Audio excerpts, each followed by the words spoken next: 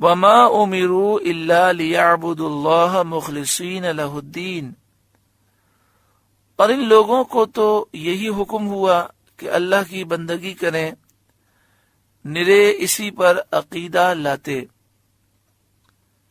ان توریت انجیل میں اہل کتاب کو یہی حکم دیا گیا تھا کہ اخلاص کے ساتھ اللہ کی عبادت کریں، شرک سے نفاق سے دور رہیں، اللہ کے مخلص بندے بنے، حنفاء ایک طرف کے ہو کر، یعنی تمام دینوں کو چھوڑ کر خالص اسلام کے متبع ہو کر اس کی پیروی میں زندگی گزاریں، وَيُقِيمُ الصَّلَاةَ اور نماز قائم کریں، وَيُؤْتُ الزَّكَاةَ اور زکوٰۃ دیں، وَذَلِكَ دِينُ الْقَيِّمَةِ اور یہ سیدھا دین ہے۔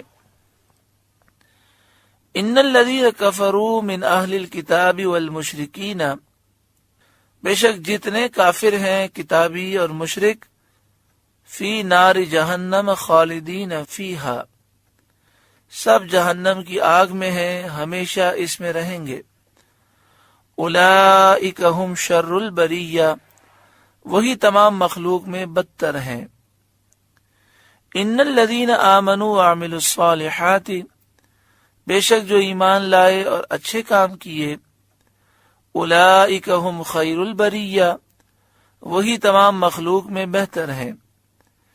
جزاؤہم عند ربہم جنات عدن تجری من تحتها الانہار خالدین فیہا ابدا، ان کا صلہ ان کے رب کے پاس بسنے کے باغ ہیں جن کے نیچے نہریں رواں دواں ہیں، ان میں ہمیشہ ہمیشہ رہیں گے۔